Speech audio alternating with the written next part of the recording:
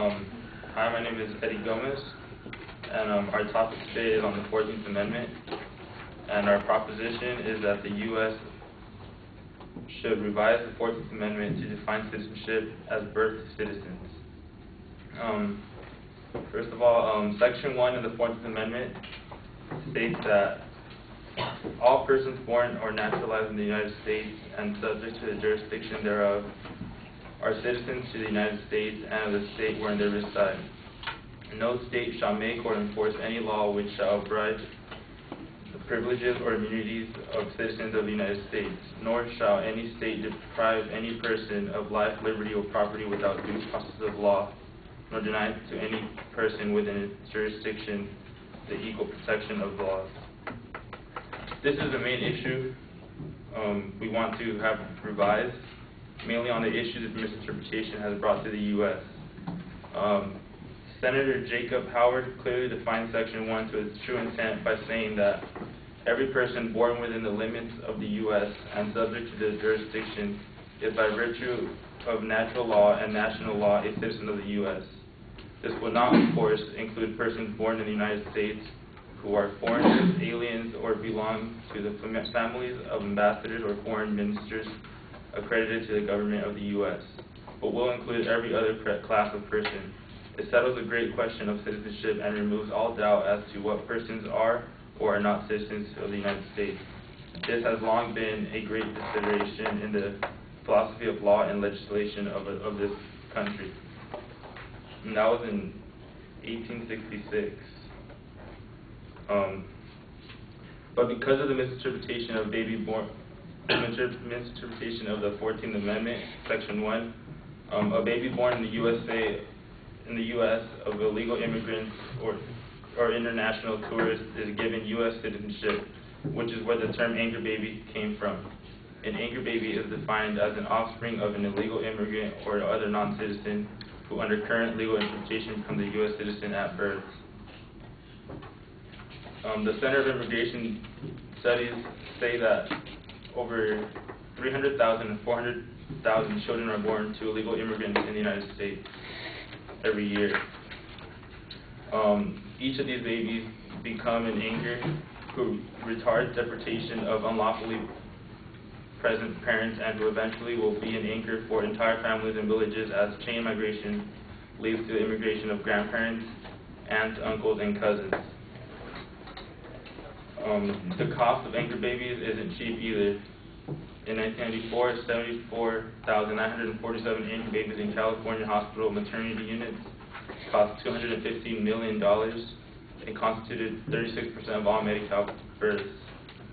Also, in Stockton, California, in 2003, 70% of the 2,300 babies born in San Joaquin General Hospital maternity ward were anchor babies. And a recent patient survey at the Parkland Hospital in Dallas, Texas, indicated that 70% of the women who gave birth in Parkland in the first 3 months of 2006 were illegal immigrants, hospital officials said. And the numbers are growing despite all of this. An article from the Center of Immigration Studies said that the population of U.S. born children with illegal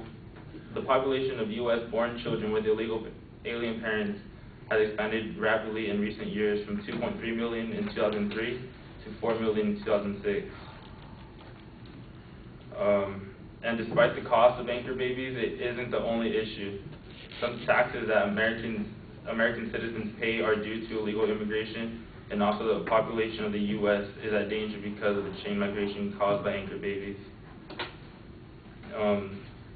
The federal government has control over immigration law for the United States, but not correcting this misapplication of the 14th Amendment.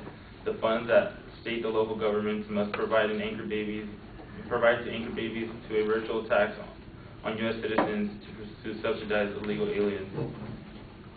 The Federation of for American Immigration Reform states, otherwise known as FAIR,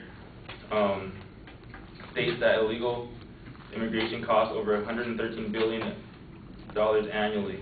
And even though legal immigrants may file taxes, Numbers USA claims that 11 billion in Social Security taxes were withheld from W-2 filings that could not be matched with valid Social Security numbers in 2007. So even if they do successfully pay their taxes, billions of dollars can't even be used because they can't match them to the Social Security numbers.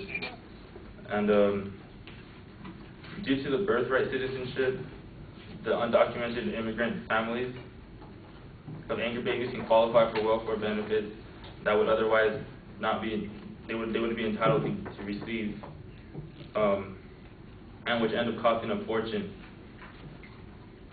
Los Angeles County Supervisor Michael D. Antonovich recently released data from LA County Department of Public Social Services indicating that children of illegal aliens in LA County received $50 million in welfare benefits during the month of February 2010 alone.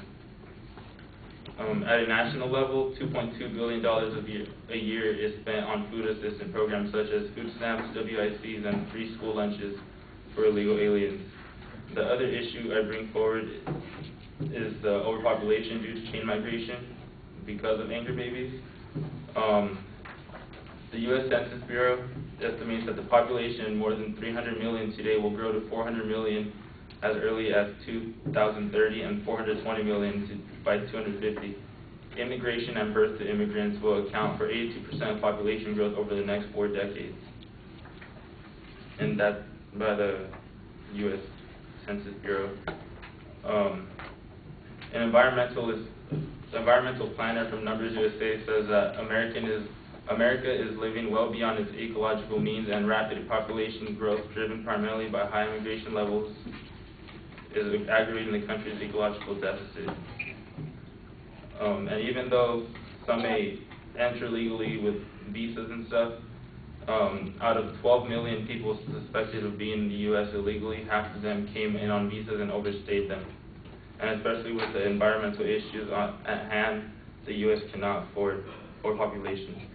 And that's where I stop.